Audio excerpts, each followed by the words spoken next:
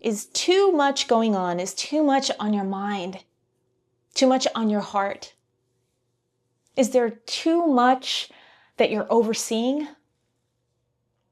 Well, let's invite God into it. You're not alone. Today, we're going to talk about just say no. Oh my gosh. Okay. Who here remembers the DARE campaigns in the schools? Just say no.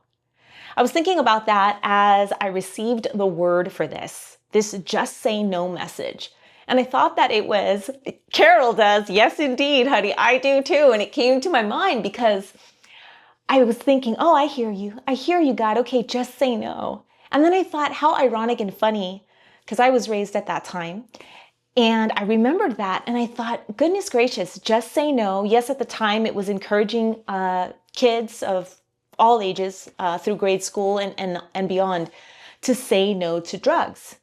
The program that would run it the acronym was DARE. And it stood for Drug Abuse Resistance Education. DARE. But why I thought of it today, and I feel that it correlates so well, is because isn't it funny that sometimes it feels like we have to dare to just say no? Oh my gosh, who else sees the irony of this? Because I tell you something, as an adult, a full-on grown being, still evolving, I digress. But sometimes it feels like it's a dare to just say no to all the things that are occupying my mind, my activities, the temptations to say things, honey, and to do things that you know I don't need to be doing. Am I the only one here? I mean, it feels like just, So we're going to get into it today. We're going to get into various ways that we can just say no, because this hits us from all angles. And Matt, it didn't work for you? Awesome. Guess what? Well, we'll save it for fellowship. I was thinking about this because there's a lot going on. And there are a lot of pressures. Some are innocent. Some are not so innocent. Some are self-imposed. But we've got a lot going on. And it only seems to be layering and ramping up. I'll give you an example. I have a wonderful neighbor, and I really, really appreciate having her as a neighbor. I come from a lot of living experiences where neighbors just didn't really talk to each other. It wasn't that people were mean. They just were kind of busy, not running into each other often. And so you could live in a place and not know at all who was around you. So when we came here, I was so grateful and happy for this neighbor that I have. I appreciate that she says hi and that she wants to know what's going on. I care.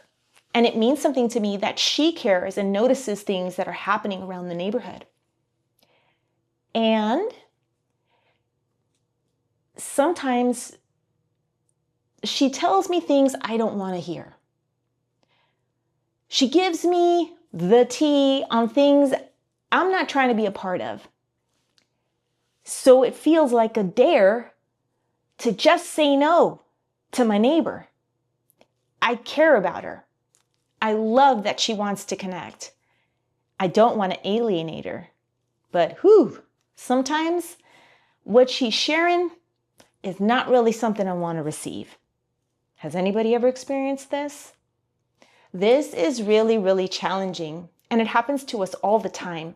It can be at work, it can be at school, it can be in our neighborhood, and so what do we do?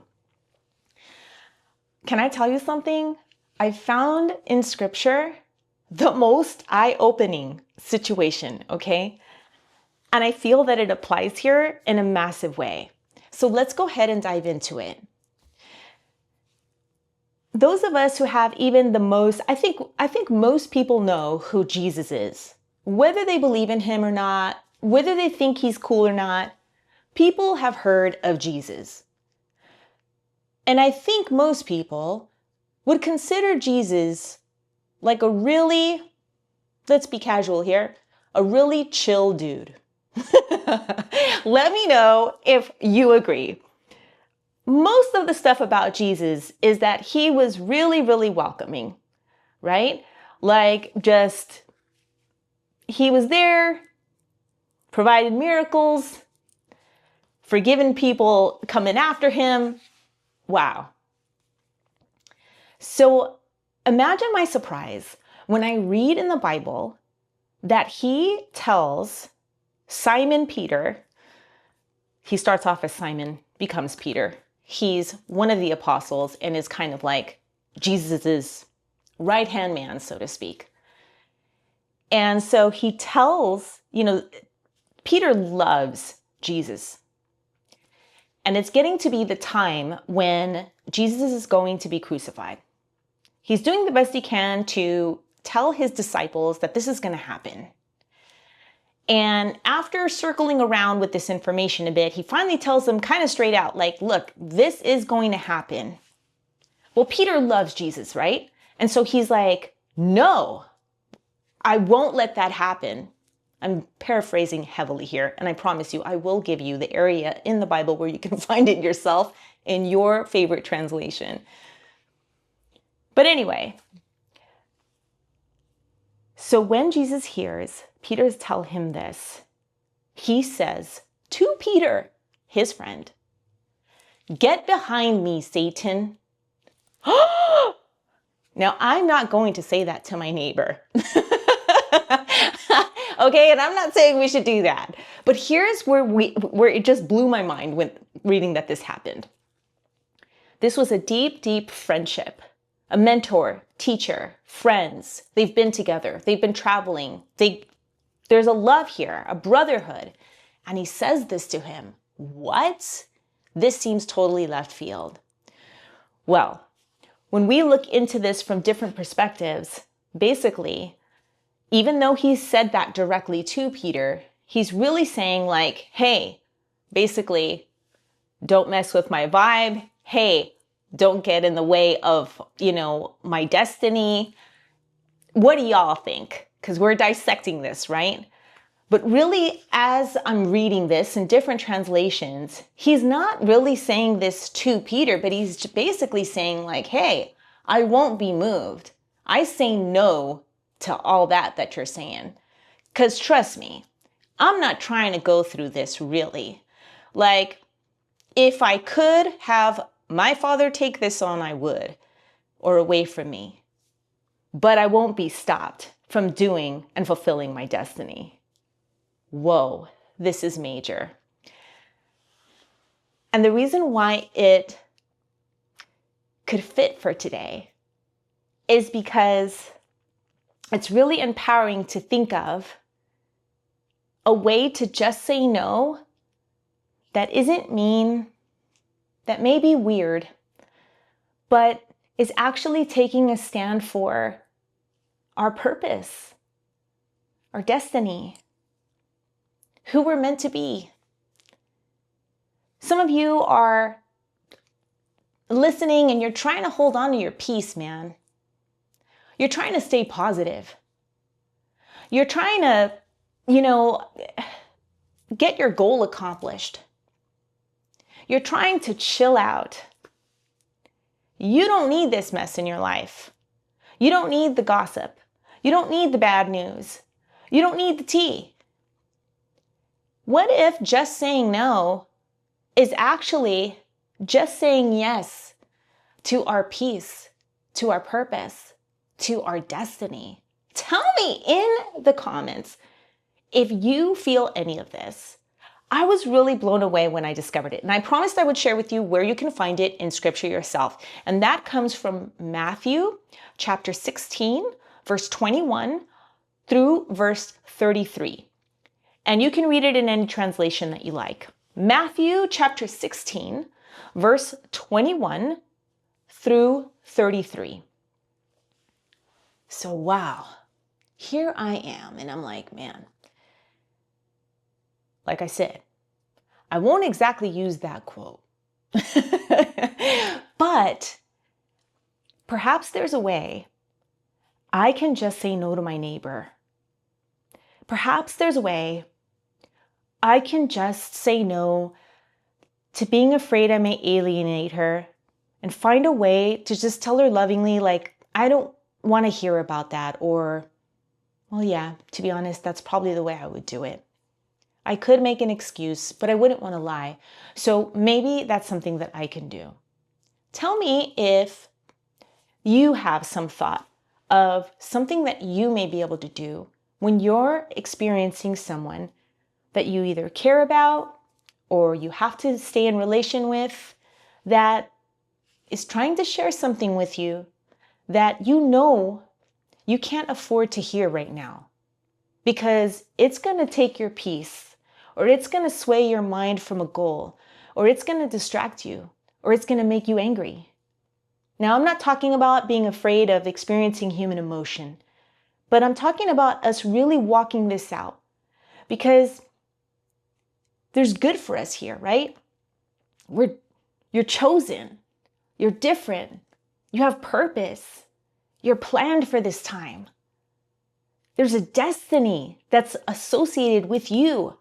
You are a blessing to so many people. People that know you, that just see you, that are inspired by you on social media, that watch you in your community groups, and they say, man, if I could just be like, wow, I really feel good when I'm around. Oh, thank God that said hi to me, helped me out, gave me a ride, loaned me money, shared my social media post, reviewed my business. Believe me, you're making a big impact.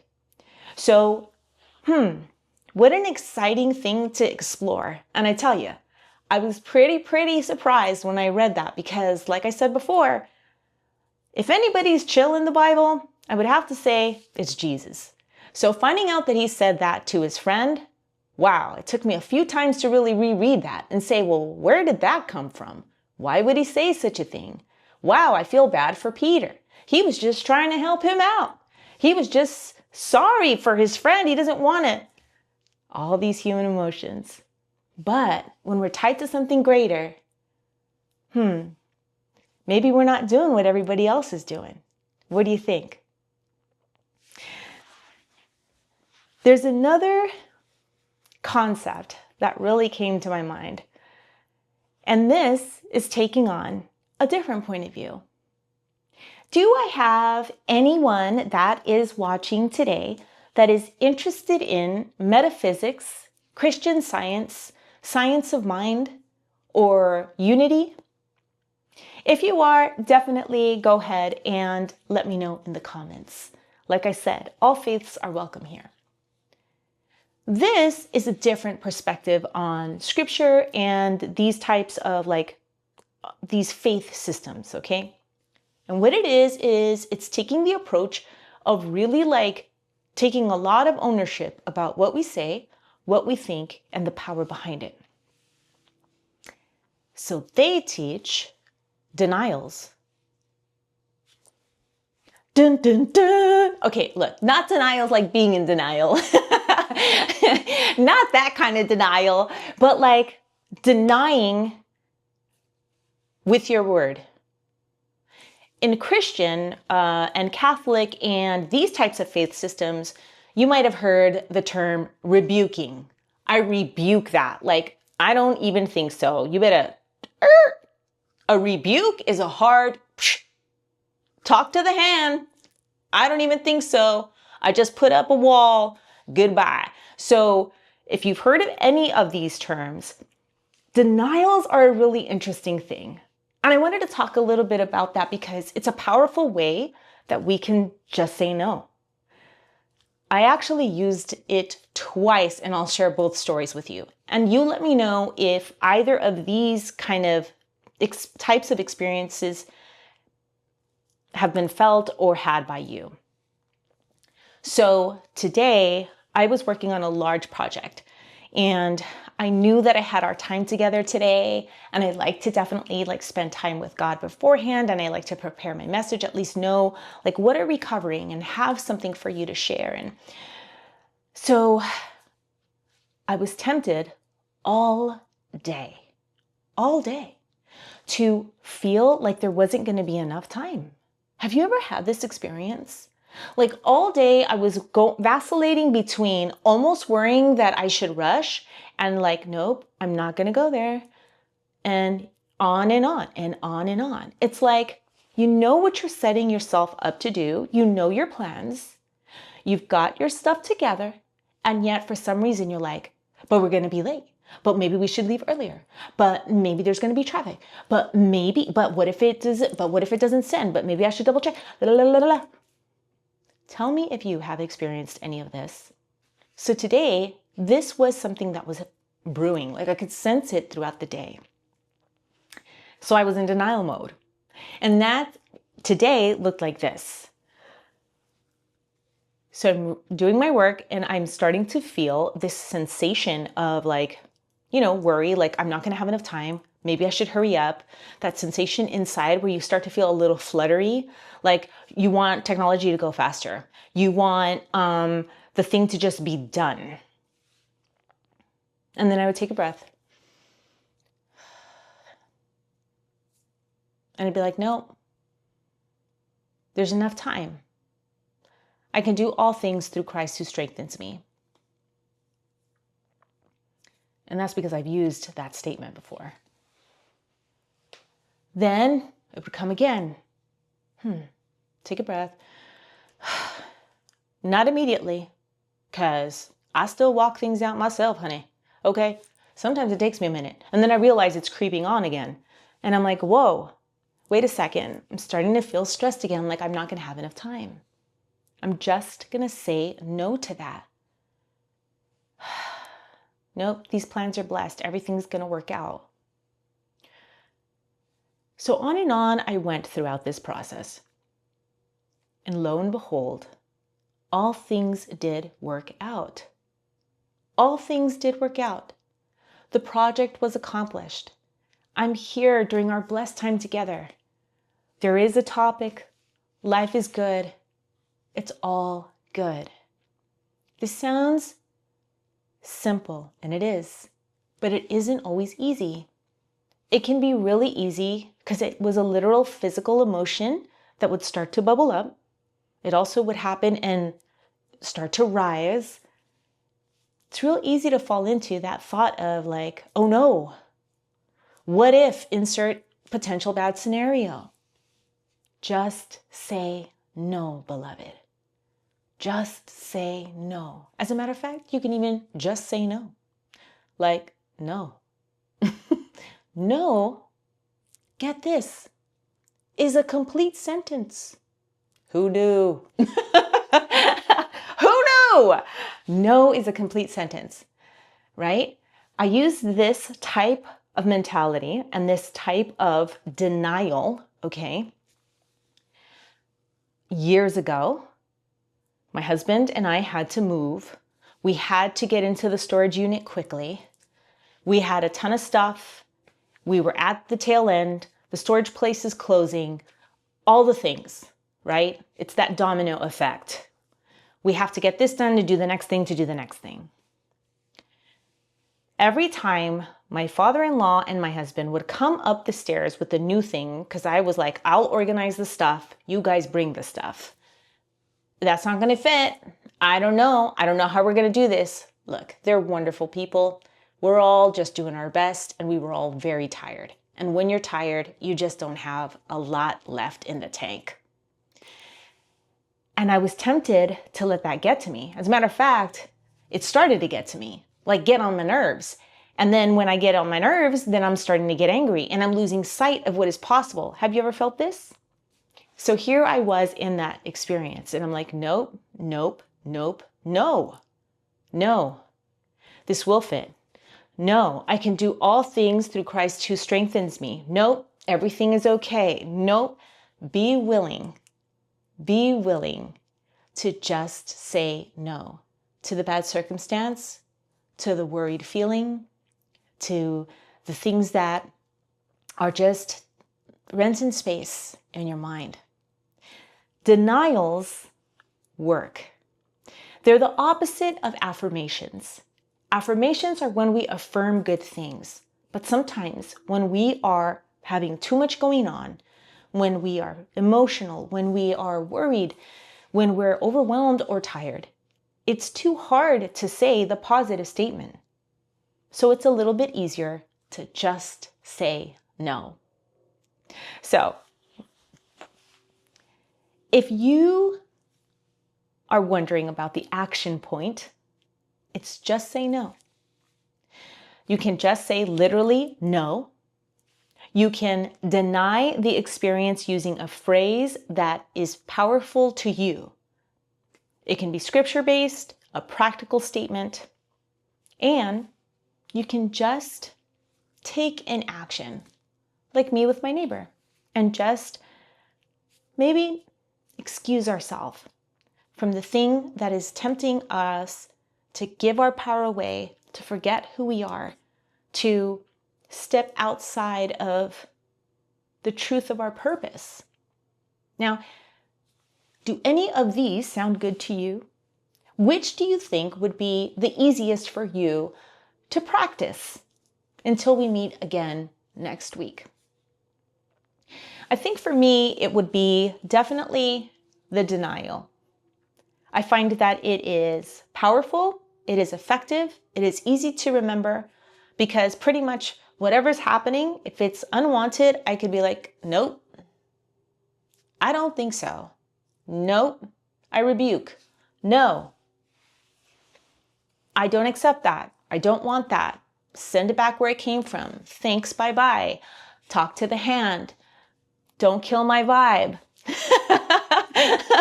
See? Pretty soon it gets kind of fun. Oh my gosh. So these are things that we can do to go ahead and just say no and stay in our power. This allows us to invite God into our lives, invite our divinity, invite our purpose, invite our goal, invite our plan, invite our dream to manifest, invite our love, invite our power to pray, invite our sensation of compassion, invite our ability to forgive, honey, because no, it's cool. Psh. Shake it off. You know what I'm saying? Or actually, that was Mariah's Shake It Off. We could also, do Taylor's Shake It Off. Both are good. So this is what we can play with, and this is what we can do. Let's just pray out. May the Lord bless you and keep you. May the Lord make his face to shine upon you, and may the Lord watch over you and give you his peace, and all your loved ones as well, beloved.